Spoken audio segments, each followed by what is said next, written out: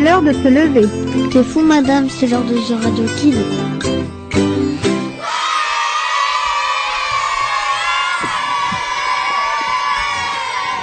Bonjour et bienvenue sur The Radio Kids. Aujourd'hui, nous allons vous parler de la Première Guerre mondiale, qui sera présentée par Jean-Pierre, Chimène et Morgane. Et nous avons la chance d'avoir deux historiens qui se nomment Dan Assoumou, bonjour, et Younes Bouksaï. Bonjour.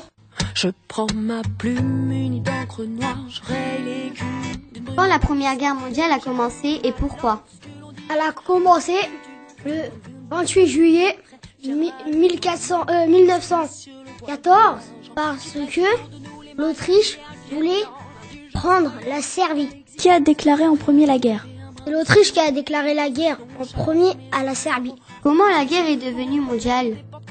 À cause du système des alliances. Il y avait la triple entente, la France, la Russie, le Royaume-Uni et la triple alliance. L'Allemagne, l'Autriche-Hongrie et l'Italie. Mais l'Italie n'a pas respecté le traité d'alliance et s'est mis avec les alliés en 1915. La guerre est devenue mondiale quand la Turquie a rejoint le groupe de l'Allemagne et des Autrichiens. Quand et comment s'est finie la Première Guerre mondiale? Elle s'est finie le 11 novembre 1918 dans la forêt de Compiègne. Pourquoi les armées ont-elles creusé des tranchées? Pour se protéger des soldats ennemis qui, eux, tiraient, ils devaient se protéger. Donc, au lieu de faire un mur qui va se faire détruire vite fait par l'artillerie, ils ont eu l'idée de creuser sous terre. Et il y avait un réseau compliqué de tranchées. Il y avait la première, la deuxième et la troisième. Et 5 km après, il y avait l'artillerie, les canons et tout ça. Jusqu'où sont-ils allés? Qui sont allés jusqu'à où? Les Allemands. Les Allemands, ils sont allés jusqu'à la Marne, devant Paris. Mais ils ont été stoppés par les Alliés. Combien y a-t-il de morts? Environ plus d'1 million. Non, Il y en a plus. Il y en a eu 11 millions de morts. Pourquoi se protéger dans la phrase de tout à l'heure? Pourquoi se protéger? Mais pourquoi pas attaquer au lieu de se protéger? Pour se protéger avant d'attaquer. Faut que d'abord qu'ils se reposent et faut attendre que les soldats ils vont aller se reposer et c'est là ils lancent l'assaut. Que représentait la Première Guerre mondiale à l'époque? Une guerre moderne avec les tranchées, les armées, les avions, les canons, les mitrailleuses, Les bunkers. les grenades, les bazookas. Les Allemands, ils faisaient quoi dans les tranchées quand ils n'avaient pas de signal? Ils surveillaient. Ils écrivaient des lettres. Ils téléphonaient. À part ça? Ils sculptaient des cannes, ils dormaient, ils mangeaient. Qu'est-ce qu'ils faisaient? Ils jouaient. Ils se racontaient des blagues. Ils jouaient à quoi? Ils jouaient à pierre feuille ciseaux et aux cartes. Comment s'appelait le casque qu'ils mettaient sur leur tête pour se protéger? Une cervolière. Et ils l'ont mis après, au milieu de la guerre. Puisque au début de la guerre, leur uniforme, c'était rouge-bleu. Leur pantalon, il était rouge et ils étaient bleus. Et leur costume, le haut, il était bleu. Et ils avaient un petit casque. C'était pas un casque, c'était juste pour un képi, c'est juste un chapeau pour pas avoir trop froid. Et bleu et rouge, franchement, sur un terrain marron. Il n'y a vraiment, c'est vraiment pas du camouflage, c'est du suicide. En plus, ils avaient 30 kilos de matériel dans leur barda, dans leur sac. Ils devaient marcher pour aller sur le front. Qu'est-ce que c'est une cervolière? C'est le casque que les Français mettaient après le début de la guerre. Morgane, avez-vous quelque chose à dire? Oui. En fait, pourquoi ils ont voulu se attaquer, faire la guerre? Pour se défendre. Pour protéger les intérêts du pays. Qui a commencé à attaquer? L'Autriche. C'est l'Autriche. C'est l'Autriche et les Allemands. Et leurs colonies. Ils ont attaqué. Mais la guerre, elle a commencé à cause d'une embuscade. L'empereur et sa femme, ils se sont fait tuer lors d'une embuscade par un Bosniaque armé d'un pistolet. Il leur a tiré dessus. Et comme il faisait partie d'un groupe de résistants, et il y avait des Serbes, il y avait tous les pays qui n'étaient pas encore occupés par l'Autriche dans les Balkans. Et ils ont fait ils voulaient pas que l'Autriche prenne leur pays. Et après ils ont décidé de leur tendre une embuscade. Mais pourquoi ils ont voulu leur terrain? Pour l'argent, pour les ressources. Pour le bois, le charbon, parce qu'il y en avait avant. Je sais pas moi, pour des ressources, pour de la terre à cultiver, pour de l'endroit pour mettre des usines, des villes, des villages et tout. Et pourquoi ils étaient alliés avec l'Allemagne? Parce que, comme je l'ai dit tout à l'heure, c'est à cause du système des alliances. Ils étaient dans les triples alliances. L'Allemagne, l'Italie et l'Autriche. Mais l'Italie, elle n'a pas respecté. Et elle est partie avec les Alliés pour avoir les territoires de l'Autriche. Les habitants avaient-ils peur à la Première Guerre mondiale? Oui, puisqu'il y a eu plus de civils tués que de soldats. Que faisaient les femmes pendant que les hommes étaient au front? Ils travaillaient dans les usines, dans les fermes. Ils fabriquaient les munitions, les chars. À partir de quel âge on avait le droit d'aller faire la guerre? On était obligés à partir de 20 ans jusqu'à 48. Mais on pouvait y aller plus tôt, à partir de 16 ans, sauf si on était volontaire. Mais 48 ans, c'était pas trop? Non, c'est pas trop pour eux. Mais maintenant, c'est trop. Nous allons faire une petite pause musicale en écoutant le Poinçonneur des Lilas.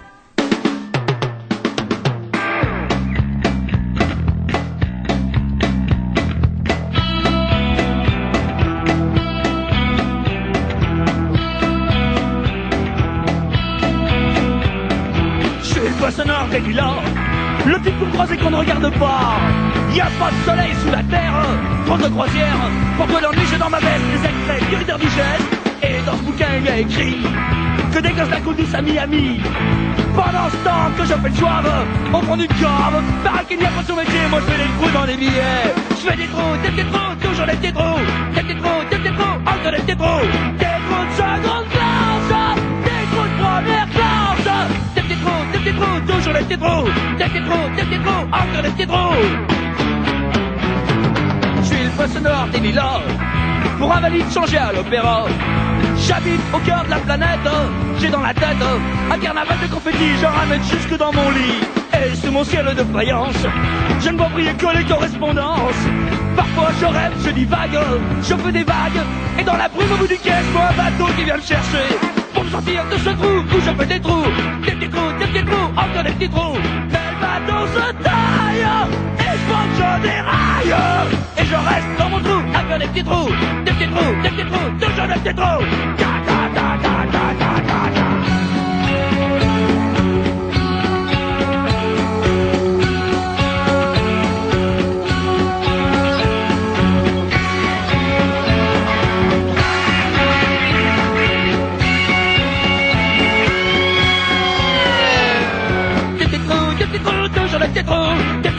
Des trous, encore des petits trous. Des trous de seconde classe, des trous de première classe. Des petits trous, toujours des petits trous. Des petits trous, encore des petits trous. Je suis le Poinçonneur des Lilas, arts et métiers direct par le Valois. J'en ai ma claque de ce cloaque. Je voudrais jouer la vie de l'air, laisser ma casquette au vestiaire. Un jour viendra où j'en suis sûr, pourrais m'évader dans la nature. Je partirai sur la grande route, et coûte que coûte. Et c'est pour moi les plus tôt, je partirai les pieds devant. J'étais trop, j'étais trop, j'étais trop, j'étais trop, j'étais trop, regardez, j'étais trop. Y'a quoi de devenir dingue, de quoi se prendre un flingue. Se faire un trou, un petit trou, un petit trou, un petit trou, un petit trou, encore un petit trou. Et l'on mettra dans un grand trou, et je t'entendrai plus parler trop, plus jamais trop, trop, trop, trop, trop, trop, trop, trop, trop.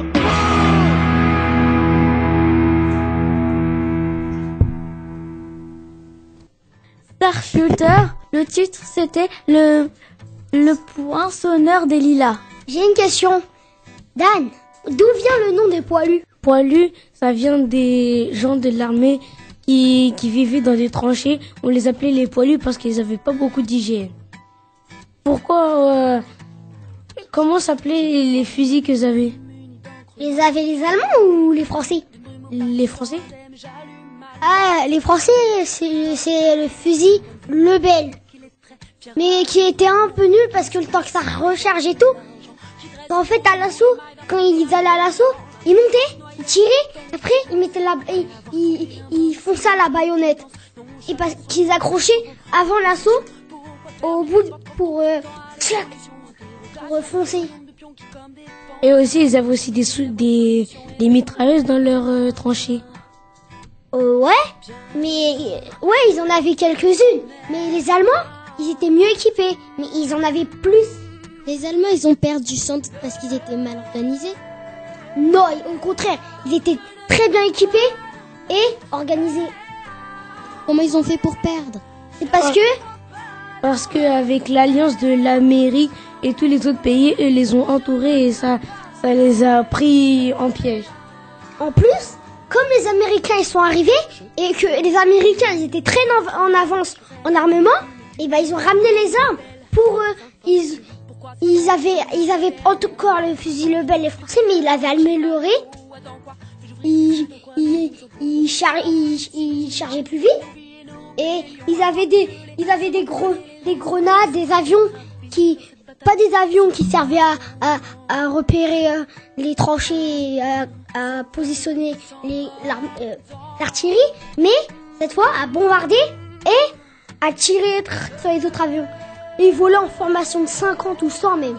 Younes, tu sais pourquoi les avions ils ont commencé à être armés? Parce qu'au départ, les avions ne servaient qu'à l'observation. Comment on en est venu à mettre des armes dans les avions? Grâce à l'invention du tir synchronisé à travers l'hélice.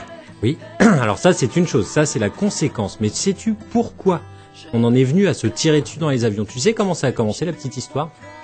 Ah bah oui, c'est des avions, ils devaient donner des renseignements, ils allaient en haut de la tranchée. Et comme il y avait d'autres avions ennemis qui passaient à leur tranchée, bah ils se sont rencontrés. Au début, les pilotes ils avaient un pistolet et ils avaient des cailloux. Les cailloux, ils les lançaient sur le fuselage, sur la toile de l'avion, et ils tiraient au pistolet sur ils se balançaient des grenades, ils se tiraient dessus, jusqu'au jour où effectivement on a inventé le fameux tir synchronisé. Alors, vas-y, dis, raconte-nous un peu, qu'est-ce que c'est que le tir synchronisé? Ça tire quand l'hélice n'est pas encore arrivée. Oui, parce que c'était un peu le danger à l'époque, on pouvait se tirer dessus, mais si on tirait dans l'hélice... Ouais, c'est synchronisé. Et ils volaient en formation de 50 ou de 100 avions pour être plus efficaces. Déjà, dès la Première Guerre mondiale? Oui. Au début, vers la fin. Ah oui, vers la fin, parce que tu me rassures. Les femmes, elles avaient pas peur de travailler parce que c'était la guerre. Non, non. Ils ont eu peur quand les Allemands ils allaient prendre Paris, mais après ils se sont rassurés quand les Alliés les ont repoussés à la Marne. Et les femmes ils travaillaient à l'usine. C'est parce qu'ils devaient travailler à l'usine. S'ils voulaient, puisque leur mari, leurs enfants, leurs grands-parents même, et leurs frères et tout, ils devaient partir à la guerre. Est-ce qu'ils prenaient les choses que les gens ils avaient? Oui, ils étaient obligés pour combattre, pour récupérer tout leur territoire qu'ils avaient perdu, comme la Picardie, je pense. Non, pas la Picardie, tu veux dire l'Alsace-Lorraine. Ils partaient habillés comment? au début, comme je l'ai dit tout à l'heure avant la page musicale, les Français partaient en bleu et en rouge. Et ils allaient comme ça. Mais dans les tranchées, s'ils levaient la tête avec leur chapeau, pink, les Allemands ils les retiraient dans la tête. Et après, mais par contre, comme ils ont réfléchi, ils ont pensé à mettre un casque, un vrai casque, la cervelière, et à changer leur uniforme, qui est maintenant gris, un peu gris, un vert grisâtre. Ils devaient être prudents alors. Oh oui, ils sont très prudents. Pourquoi ils appelaient ça des grenades? Enfin, pourquoi ils jetaient des grenades? Bah pour comme les Français, franchement, les Alliés ils étaient dans une tranchée. Et les Allemands, ils étaient dans le tranchée à 10 mètres, 20 mètres. Ils avaient la force pour lancer une grenade. Et si la grenade explose, tous ceux qui étaient dans la tranchée, enfin, là où ça explose, ils sont morts ou ils sont blessés. Et après, quand ils vont passer à l'assaut, il y aura plus personne pour défendre. Et après, ils l'ont repris, ils jetaient des grenades. Et ils faisaient même des tunnels quand c'était super près. Ils faisaient des tunnels, ça s'appelait une sape. Ils faisaient le discrètement. Et quand ils arrivaient en dessous de la tranchée, ils mettaient de l'explosif. Est-ce qu'ils avaient des nouvelles de leur famille? Oh oui, ils ont des nouvelles. Ils envoient, eux, des nouvelles. Et des fois, ils en reçoivent. Du courrier et le journal de la division d'infanterie, de la division ou de la tranchée. Mais comment ils font pour... envoyer les nouvelles. Pour transporter le courrier? C'est en ramenant de la nourriture, ils ramènent aussi le courrier. Et ils vont le ramener dans la ville. Et aussi parfois ils téléphonent à leur famille. Est-ce que c'était obligé d'aller à la guerre mondiale, faire la guerre? Comme je l'ai dit tout à l'heure, ceux qui avaient entre 20 et 48 ans, et ceux qui avaient 16 ans, mais s'ils étaient volontaires, ils devaient aller à la guerre. Et quand ils ont repoussé les Allemands, est-ce qu'ils chantaient la Marseillaise? Bof, ça franchement, je sais vraiment pas. En fait, il s'appelait comment celui-là qui donnait le courrier? Facteur. Par contre, des fois le téléphone, en fait c'était pas vraiment le téléphone, il servait à donner l'assaut, à dire si on reste en défense, on reste la défensive ou on attaque. Mais comme le téléphone parfois il était souvent coupé, et il y avait un agent de liaison qui ramenait un papier, le donnait au chef de la tranchée, au sergent, au lieutenant même. Et c'est le commandant de la tranchée. Dès qu'il donne son sifflet, tout le monde doit partir. Pas de trouillard. Mais il partait, la peur au ventre. Est-ce que tu sais comment les hommes qu'est-ce qu'on leur donnait pour qu'ils partent à la charge? Parce que c'était quand même très impressionnant. Il fallait sortir de sa tranchée et puis on savait qu'on allait mourir dans les 2 secondes qui suivaient. On leur donnait de l'alcool, de la bière, pour les rassurer un peu. Et on leur disait que s'ils sont morts, ça serait pour la France. D'accord, mais quand même, t'avais quand même des soldats qui étaient réticents, mais effectivement, on leur passait de l'alcool, et pas que. Il y avait aussi des cachetons et autres substances, parce que j'ai eu l'occasion de parler avec un monsieur de la Première Guerre mondiale, et c'est la première question que je lui avais posée. Il m'a répondu exactement ce que tu m'as dit. Pendant qu'ils se battaient, ils avaient pas envie d'aller aux toilettes? Ils attendaient que c'était terminé, et après, ils faisaient pipi comme ça.